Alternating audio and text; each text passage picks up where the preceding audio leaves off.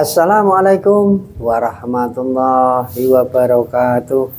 Waalaikumsalam warahmatullahi wabarakatuh. Alhamdulillah wa syukurillah wa nikmatillah wala haula wala quwata illa billah. Ya, dumateng sedulur-sedulur semuanya yang berada di seluruh Nusantara, ya, mohon doanya, mohon doa dan dukungannya di konten kali ini. Semoga diberikan keselamatan dan diberikan kelancaran oleh Allah Subhanahu wa taala. Dumateng penggemar-penggemar konten setia, ya, Pawang Gaib di mana saja berada, semuanya semoga diberikan keselamatan dan diberikan perlindungan oleh Allah Subhanahu wa taala. Amin. Allahumma amin. Ya, tidak bisa disebutkan ya satu persatu juga yang berada di luar negeri, ya. Semuanya semoga diberikan sehat selalu, ya, semangat selalu dukung konten Pawang Gaib, ya, dengan cara subscribe, like, dan share sebanyak-banyaknya. Semoga kebaikan Anda dibalas oleh Allah Subhanahu wa taala.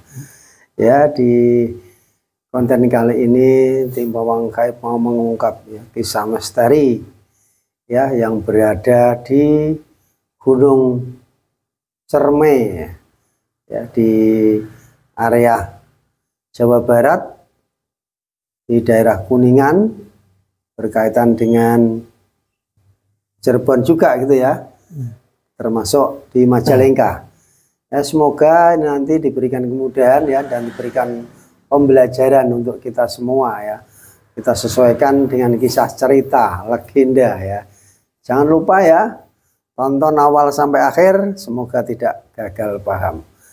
Ya, sebelumnya kita mau mengadakan cara mediumisasi. Seperti biasa kita informasikan bahwa tim Pawang Gaib selalu mengadakan pengobatan-pengobatan setiap hari. Baik pembersihan diri, pembersihan rumah, kantor, tempat usaha, dan lain sebagainya. Ya, bagi yang kena guna-guna, sihir atau kesurupan, dan lain sebagainya, ya, Anda bisa menghubungi admin Pawang Gaib. Untuk yang berada di luar sana, tim Pawang Gaib mengadakan pengobatan jarak jauh. Ya, semoga walaupun sedikit informasi bisa bermanfaat, khususnya penggemar-penggemar konten Pawang Gaib.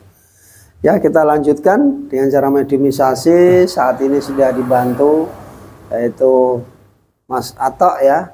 Semoga sehat selalu. Sehat, ya, Mas, ya? Alhamdulillah. Siap juga, ya? A'udzubillahi minasyaitonirrajim. Bismillahirrahmanirrahim. Sementara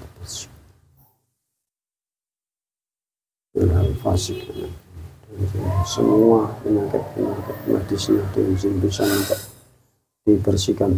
Allah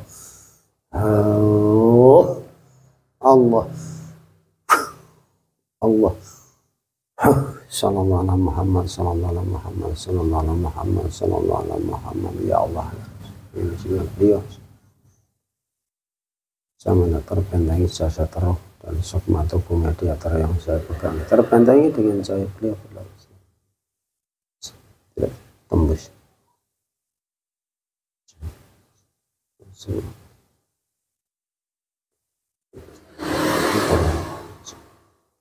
Allah terbentengi. Allah apabila masih Allah sallallahu alaihi Muhammad, sallallahu alaihi Muhammad, sallallahu alaihi Muhammad. Ya, tetap terbentengi jasa roh dan sukma. Hanya yang saya maksud saja yang bisa masuk. Hanya yang saya maksud yang bisa masuk dalam tubuh mediator. Ya Allah, ya Rasulullah, dengan izinnya beliau, izinkan sama Gaib yang berada di Gunung Cermai. Gaib yang mengetahui tentang kisah sejarah Gunung Cermai. Assalamualaikum malaikat bantu untuk menghadirkan sosok gaib yang mengetahui kisah sejarah tentang Gunung Cermai dan bisa menjelaskan. Dengan izinnya beliau kami persilakan hadir. Kun fayakun Allah.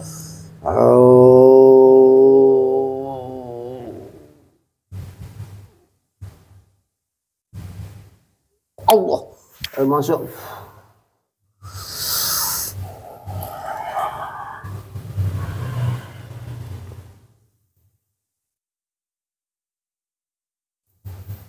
Selamat malam.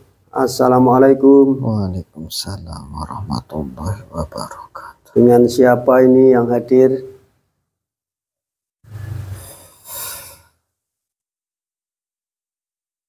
Saya Rojo Rekoso.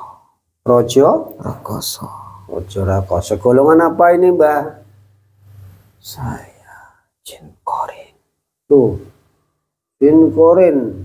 Dari Mbah Rojo Rekoso tadi ya. Yang berada di Kayangan.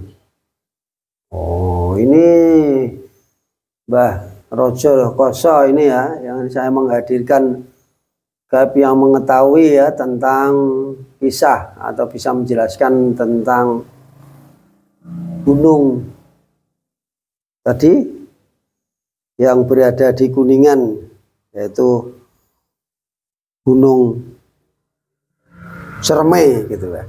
Ternyata Anda yang datang ini sudah Muslim ini, Mbah? Okay. Sudah Muslim ya, Mbah. Ini kita protek lagi ya, Mbah. Dengan izinnya beliau, gaib yang mengaku pendamping atau jin korin dari apabila berbohong yang masuk dalam tubuh mediator, apabila berbohong atau menipu tidak jujur, secara otomatis akan terlempar sekarang juga Allah. Allah. Alhamdulillah, Mbah. Biasa saja bisa diturunkan tangannya. Kita ngobrol-ngobrol santai saja, Mbah. Tadi saya menghadirkan gaib yang bisa bercerita tentang di Gunung Cermai gitu ya, Mbah. Ternyata Anda yang diperkenankan hadir. Mungkin Anda bisa menjelaskan, Mbah ya. Monggo dijelaskan kalau bisa, Mbah. Kalau secara detail, sebenarnya saya tidak tahu. Iya. Tapi saya ditugaskan oleh beliau untuk masuk ke sini. Ya, Mbah. Ya, diceritakan apa yang Anda tahu gitu ya, Mbah. Monggo diceritakan itu sejarah tentang legenda Gunung Cermai yang berada di sebelah Cirebon itu ya, Kuningan, Majalengka gitu ya, Mbah. Monggo, Mbah. Cerita tentang apa? Ya tentang gunungnya dulu, Mbah. Kok bisa dikatakan Gunung Cermai itu kisahnya bagaimana, Mbah? Kalau penyebutan Cermai itu ya baru sekarang-sekarang. Dulunya bukan Gunung Cermai. Ya, Mbah. Gunung apa itu, Mbah? Kalau dulu. Kalau penyebutan secara resminya tidak ada, tapi masyarakat menyatakan Gunung Gede. Oh, Gunung Gede. Ya, Mbah, itu sudah masuk itu kategori ya masyarakat ya yang era dulu gitu menyebut Gunung Gede. Terus tiba-tiba ada muncul nama Gunung Cermai. Itu tahu enggak, Mbah? Monggo dijelaskan. Yaitu zaman kerajaan. Karena di gunung itu banyak sekali pohon ciremai. Jadi ketika orang kerajaan mau melakukan suatu hal ke wilayah gunung, maka pihak kerajaan menyatakan Gunung Ciremai. Jadi berdasarkan di era kerajaan ya, Mbah, termasuk di era para wali itu ya? Bukan? Ya, wali itu Jauh sebelum kerajaan ada di Cirebon. Jadi kerajaan lebih dulu ya, Mbah? Iya. Ya, pemirsa, inilah ya mengulas ya tentang Gunung Cermai ya, yang dulunya disebut Gunung Gede. Ya, monggo kita ambil pembelajaran dari konten kali ini. Monggo, Mbah, dilanjut, Mbah. Itu katanya di sana setelah menjadi Gunung Cermai, di sana kan banyak misteri, Mbah, yang ada di sana. Monggo dijelaskan misteri apa yang ada di sana, Mbah. Termasuk ada apa itu batu linggar barang itu ya, Mbah. Sebenarnya batu itu batu biasa saja. Batu biasa. Hanya karena desas-desus masyarakat kemudian menjadikannya batu itu batu keramat. Itu yang menjadikan efek batu itu bertuah. Karena orang-orang mengkeramatkannya, maka energi-energi negatif datang ke situ. Dan energi-energi negatif itulah yang menjadikan batu itu bertuah. Kenapa disebut Linggar itu? Mungkin itu daerah itu kan namanya Linggarjati gitu ya Bang? Atau bagaimana itu? Ya, Linggarjati kan baru-baru sekarang. Oh, baru-baru sekarang. Pada waktu dulu ya belum ada namanya. Belum ada namanya. Ya. Itu tadi ya Mbak, berkaitan dengan para daerah kerajaan gitu ya Mbak? Ya, bisa dikatakan. Terus bagaimana kisahnya menjadi Linggarjati itu Mbak? Ya karena ada batu-batu itu kan sudah ada dari dulu. Bentuknya lingkaran. Awalnya bentuknya lingkaran. Cuman sekarang kan sudah mulai, ya dulu itu ada orang jahit. Jadi ya di apa bahasanya, dipepes, diketrak-ketrak. Oh, diambil gitu ya, dianggap ya, keramat itu ya Mbak? Diambil, jadi tidak bentuk sempurna lingkaran lagi. Tidak menjadi lingkaran lagi. Kita ada orang-orang yang ya boleh dibilang tadi jahil, sehingga itu mungkin dianggap keramat dan itu diambil gitu ya Mbak? Ya. Mungkin bukan hanya satu orang ya Mbak, masing-masing punya merasa memiliki sehingga itu menjadi. Sebenarnya yang mepres itu adalah kuncinya sendiri Mbak. Ya. Jadi bilang kepada orang yang berkunjung ke sana, saya punya serpihan dari batu lingkar. Jika mau ya seperti itulah transaksi. Jadi bilangnya itu kan serpihan dari batu tersebut, jadi pasti punya efek yang positif. Karena diyakini gitu ya Mbak? Ya, bisa disebutkan lagi Mbak, berkaitan di sana itu kan misterinya banyak sekali. Itu yang disebut ada nini pelet barang itu Mbak. Bisa enggak Mbak dijelaskan, monggo, sesuai apa yang Anda ketahui tentang nini pelet itu adalah sosok kayak apa, dan yang punya kitab Mandra Asmara itu sosok siapa gitu Mbak? Monggo Mbak. Sebenarnya Nini Pelet itu wanita biasa, wanita kampung. Wanita kampung biasa.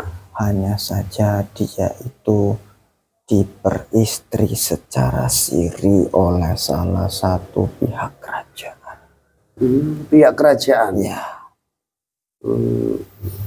Setelah diperistri secara siri, jadi tidak diketahui oleh pihak kerajaan. Setelah mengandung, pihak kerajaan itu tidak mau bertanggung jawab. Jadi sang istri sakit hati. Dia masuk ke kamar peristirahatan sang pihak kerajaan itu tanpa diketahui siapapun. Karena dia sudah diceritakan oleh pihak kerajaan tersebut, ada jalan-jalan masuk yang tersembunyi dan waktu-waktu tertentu yang tidak ada penjagaannya di kerajaan. Dan wanita tersebut mencuri satu kitab, dan kitab itulah dia pelajari dan menjadikan dia mempunyai ilmu kanuragan yang sakti. Itulah sejarah dari Nini Pelet. Katanya di dalam kitab tersebut bukan hanya untuk kesaktian, tapi untuk kasmaran, Mbak. Yaitu salah satu kesaktiannya. Oh, kesaktiannya. Salah satu ilmu ya, yang ada di kitab itu, dan dia belajar dan praktekkan. itu adalah salah satu kemampuannya, tapi dia bukan hanya punya itu saja, tapi ilmu lainnya juga dia punya. Ya, di situ diceritakan bukan hanya ilmu itu saja, tapi juga ada apa itu, boleh dibilang kuda. Kuda apa itu, Mbak? Maksudnya kuda sembrani. Bukan, jarian guyang, Mbak. Oh, apakah itu yang pelet? Pelet itu, Mbak. Sebenarnya itu adalah penyebutan sekarang. Kalau dulu bukan penyebutan seperti itu. Bukan jarian guyang ya, Mbak? Bukan. Kalau dulu sebutannya tetap tadi. Ya, ilmu pelet itu. Oh, ilmu pelet tadi. Iya. Oh, makanya si wanita tersebut dan pada akhirnya disebut Nini Pelet itu, Mbak? Iya. Karena punya ilmu pelet gitu ya, Mbak? Ya, itu yang terkenal. Yang terkenalnya. Karena dapat menarik laki-laki siapapun yang ditemuinya dan yang dia kehendaki akan ikut tunduk apapun yang dia mau. Itulah adalah kisah dari Nini Pelet gitu ya, Mbak. Karena awalnya dia adalah seorang wanita biasa. Dan tadi sudah diceritakan ya pemirsa. Semoga ini menambah wawasan kita ya. Ternyata oh seperti itu. Nini Pelet itu ya, dilegendakan sangat luar biasa begitu ya, sangat melegenda kisahnya tentang Nini Pelet. Mungkin ada kisah-kisah yang lain, Mbak, berkaitan misteri ini Gunung Ciremai ini, Mbak. Itu kan banyak legenda-legenda, mungkin banyaknya apa itu? Ada macan-macan putih berkeliaran di gunung itu, dibilang pemiliknya dari si empu siapa itu, pemilik itu coba diceritakan itu, Mbak. Itu hanya rumor-rumor belaka. Oh, dulu para empu-empu dan para pihak kerajaan yang benar-benar mengajarkan ajaran Nabi Sulaiman, mereka itu ahli ibadah yang taat. Para makhluk-makhluk itu adalah makhluk-makhluk energi negatif. Jadi itu adalah penjelmaan dari makhluk negatif yang mengaku bahwa dia adalah pelindung dari orang-orang soleh-soleh tersebut. Padahal bukan, tidak ada hubungannya sama sekali. Mengaku dia peliharaannya gitu ya, Mbak. Bahkan mengaku tunggangannya gitu ya. Benar. Oh, begitu.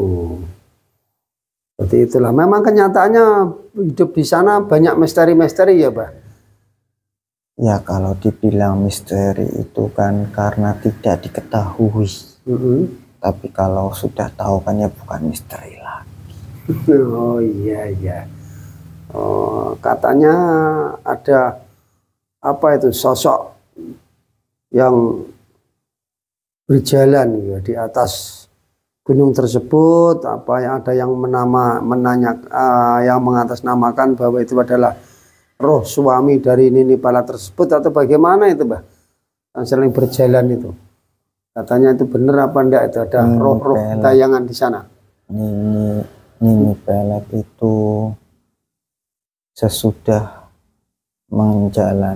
mempelajari ilmu tersebut, dia itu tidak menikah sampai akhir hayatnya. Jadi jika ada yang mengaku-ngaku itu ya hanya mengaku-ngaku saja. Dia itu mempelajari itu untuk membalas dendam kepada pihak kerajaan, khususnya yang memperistrinya tapi tidak bertanggung jawab. Jadi maksudnya untuk dendam itu dia ternyata bisa mengambil laki-laki lebih banyak gitu ya, Mbak, atau bagaimana, atau supaya membuat pasangannya tadi sakit hati atau bagaimana itu, Mbak? Dendamnya kayak apa itu? Ya, dendamnya ingin membunuh orang yang memperistrinya dan tidak bertanggung jawab itu. Dan itu sudah tercapai. Tercapai. dan tidak diketahui atau bagaimana, Mbah? Ya diketahui. Akhirnya ya diketahui bahwa sang anggota keluarga kerajaan itu meninggal, tapi tidak tahu siapa pelaku. Oh, berarti tidak diketahui gitu ya, Mbah? Ya diketahui meninggalnya, tapi siapa pelakunya dan apa penyebabnya tidak diketahui. Tapi baru diketahui dan apa sih menjadikan itu sebagai diyakin sebagai fakta pelakunya adalah ya wanita tersebut, karena ilmu yang dia keluarkan, pamerkan di masyarakat itu adalah ilmu yang ada di kerajaan, yakni ilmu yang ada di kitab tersebut. Kitab tersebut hilang entah kemana, siapa yang mencurinya tidak ada yang tahu setelah sang Nini Pelet itu beratnya memamerkan kemampuannya. Jadi tersiar kabar di masyarakat itu sampai ke kerajaan. Jadi diyakini bahwa dia pelaku. Oh, merembet ke situ ya. Dan akhirnya ditangkap atau dibunuh atau dihakimi atau tidak, Pak? Tidak ada yang mampu mengalahkan Nini Pelet. Tidak ada, bahkan pihak kerajaan pun untuk membunuhnya itu tidak ada yang berani, karena kitab itu adalah bisa dikatakan kitab yang punya kemampuan paling sakti, tapi syaratnya berat untuk menjalankan kitab itu. Sebenarnya kitab itu kitab tertutup, jadi kitab itu didapat oleh empu dari mengalahkan salah satu praktisi ilmu hitam, bukan karangan dari empu, tapi hasil dari mengalahkan praktisi ilmu hitam. Itu pun empu tersebut tidak berhadapan secara langsung, tapi kebetulan mempunyai kesempatan dan bisa membunuh praktisi ilmu hitam tersebut. Dan setelah membunuhnya, dia ya ibaratnya kalau orang kan pasti mempunyai barang bawaan. Nah, dilihat, diperiksa, dan terdapatlah kitab tersebut. Kitab tersebut tidak bisa dihancurkan oleh empu yang tidak tahu, mungkin karena kitab tersebut mempunyai mantra-mantra oleh si ya pengarang tersebut, praktisi ilmu hitam itu. Jadi ya tidak bisa dihancurkan. Karena tidak bisa dihancurkan, untuk menjaga keamanannya maka disembunyikan di kerajaan, di gudang kerajaan. Ya, terima kasih ya atas jabaran-jabaran tentang kisah ya Nini Pelet ya, yang sangat luar biasa, sangat hebat ya, sangat ampuh gitu ya. Sehingga menjadi pihak kerajaan sendiri tidak bisa mengadilinya secara hukum begitu. Nah, kisah selanjutnya tentang Nini Pelet bagaimana itu, Mbak? Tentang dia meninggalnya atau bagaimana itu kisah selanjutnya tentang Nini Pelet? Apakah dia bisa meninggal ataukah dia menghilang atau bagaimana ya, Mbak? Meninggalnya karena tua dan sakit. Tapi karena dia itu praktisi ilmu hitam, meninggalnya tidak mudah. Jadi dia itu sakitnya ya sakit berkepanjangan dan sangat parah dan tidak bisa disebut sebagai penyakit biasa. Penyakitnya itu aneh, tidak ada yang paham penyakit apa itu, karena penyakit itu bisa merontokkan kulit dan dagingnya. Jadi sudah seperti bangkai, tapi dia masih hidup. Sampai baratnya dia itu ya mati setelah jantungnya pun hancur. Jadi dia bisa matinya karena itu.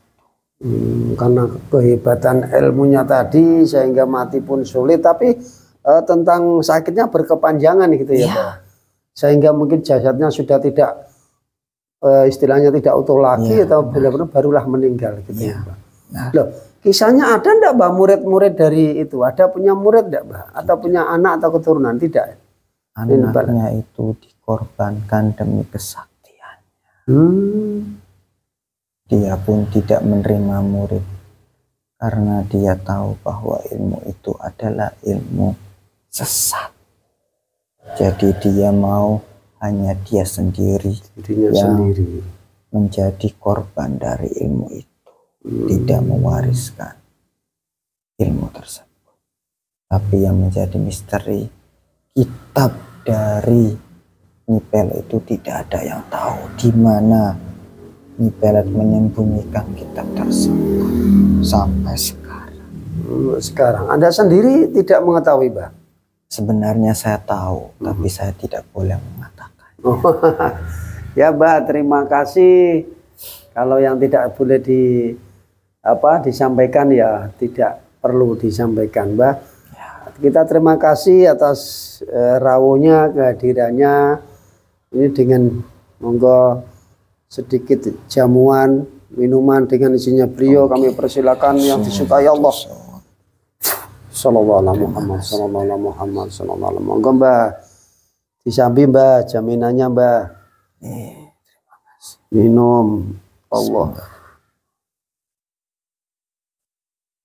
Ya, pemirsa, inilah ya kisah ya gunung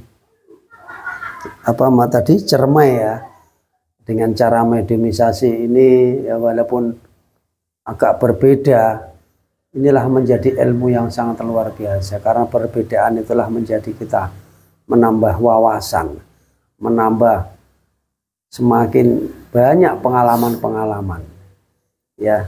Syukur-syukur berbagai pengalaman atau tambahan dari wawasan bisa meningkatkan keimanan kita, ketakwaan kita kepada Allah Subhanahu wa Ta'ala.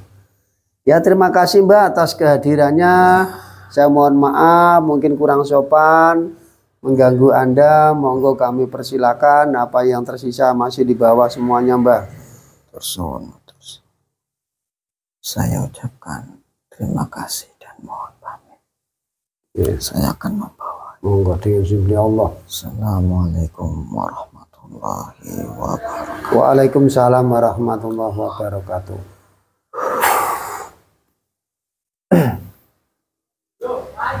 Ya, alhamdulillah. Di konten kali ini sudah diberikan ya keselamatan dan diberikan kelancaran. Ingat ya, kita berbicara dengan bahasa gaib perlu disaring kembali karena kebenaran adalah mutlak milik Allah Subhanahu wa Ta'ala. Kita akhiri sampai di sini. Wabillahi taufiq wal hidayah, waridha wal inayah. Wassalamualaikum warahmatullahi wabarakatuh.